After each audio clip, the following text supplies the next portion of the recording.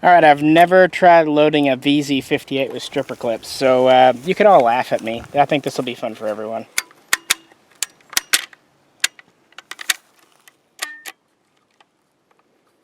And we're stuck. Let's try that again. The second clip there. These are old clips, so Lord knows, and they're not Czech. I think they're Russian.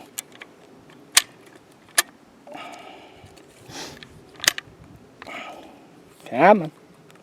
The first one was fighting me less.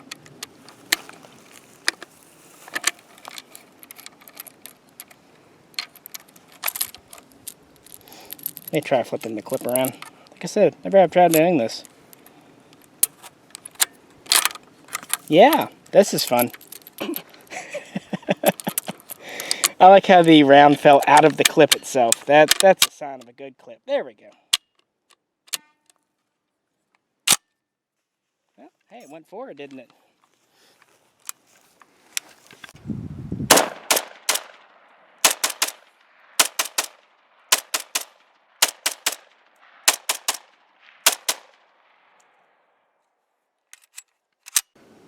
Alright, you just saw us firing a VZ58 rifle.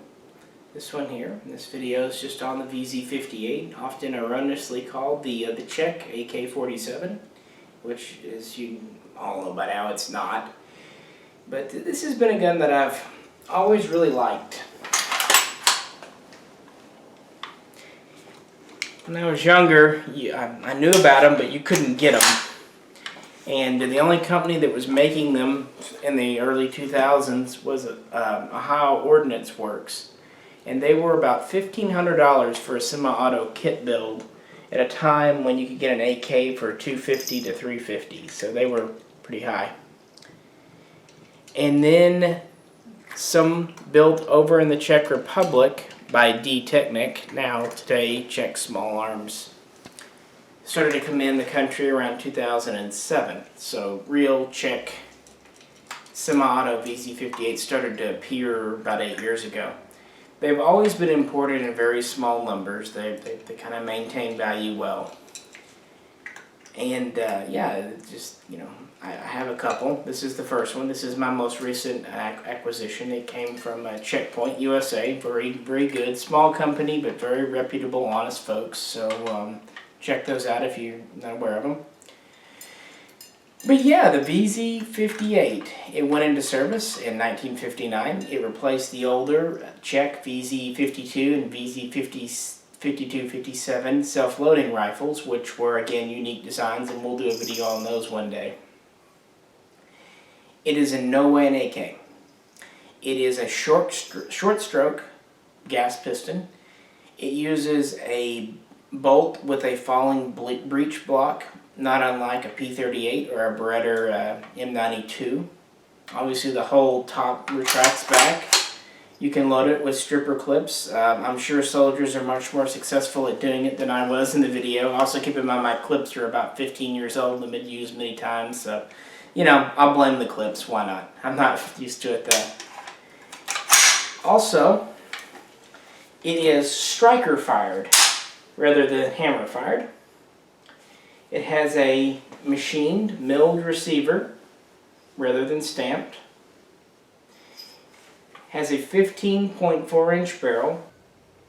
Has a Czech beer can muzzle brake permanently attached to give it a proper overall length. You can see the pin down here. It has a bayonet lug under the front sight base. Interestingly, this was the lug style. The bayonet actually comes from behind and snaps forward. The fins took that as inspiration when doing the RK62 Valmet. It disassembles very easily. There's a captive pin right here.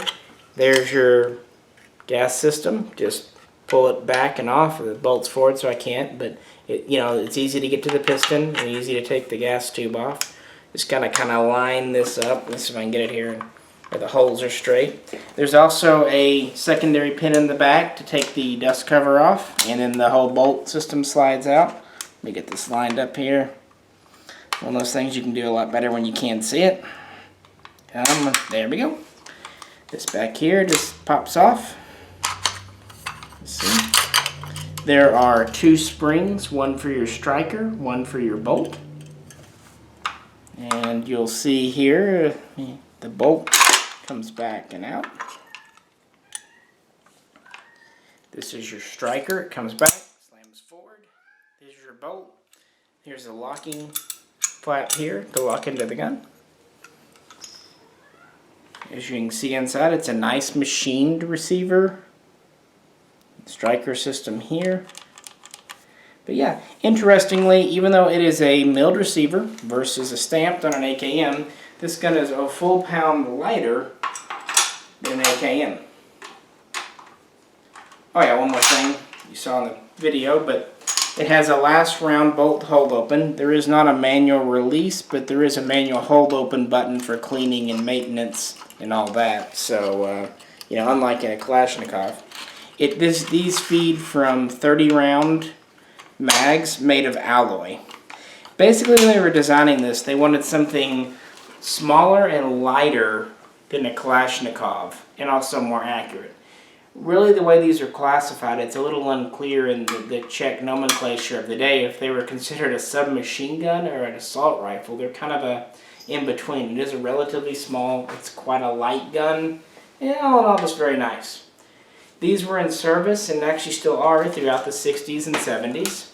And they're finally starting to be replaced today by the CSA Bren, one of my other favorite guns that we have videos on, so check those out. But they're still in service, and I think they're scheduled to be in service up through about 2020, and then the last ones will be phased out. They were used by Czechoslovakia, and then later the Czech Republic and Slovakia.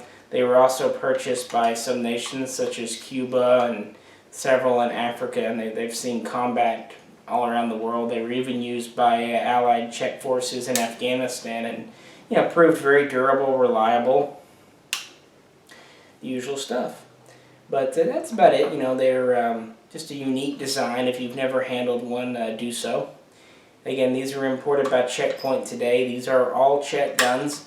This particular model, what they do is they import a receiver, then they assemble it using a Czech parts kit with the original Czech barrel. So it's you know, all Czech is where it counts, and it shows. This one shoots very well.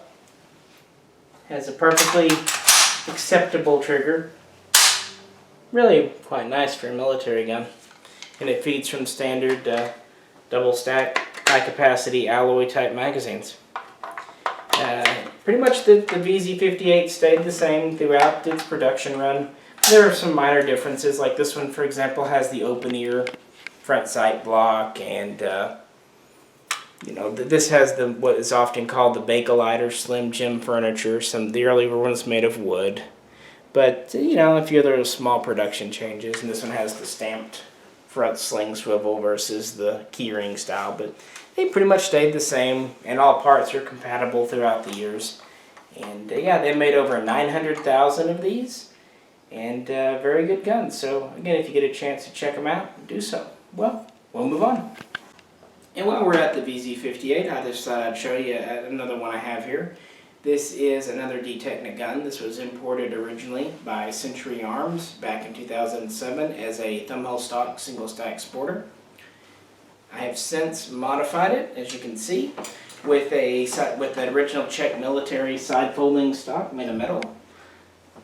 Leverage on that. Nice deployment there.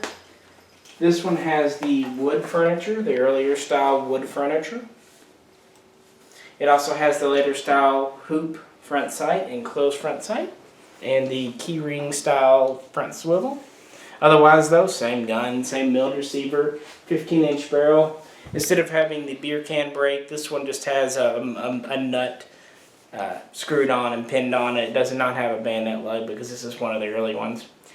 I was thrilled when Century brought these in, and this was the first Vz.58 I ever owned. And actually, at that time, no one was really converting them or knew how to convert them, so I actually had to get a local machine shop to mill out the mag well for me so I could take the high cap mags.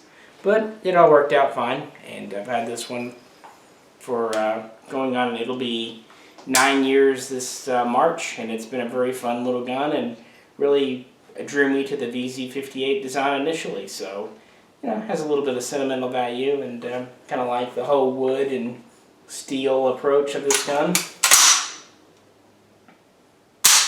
Yeah, it was a nice conversion, a lot of fun. And really there's nothing against the Century VZ-2008. For the money, they're nice guns, but I've always been more attracted to originals, like the two you've seen today. And definitely guns I'm happy to own. Again, if you get a chance, check out the VZ-58. Well, this is Misha, and as always, thanks for tuning in.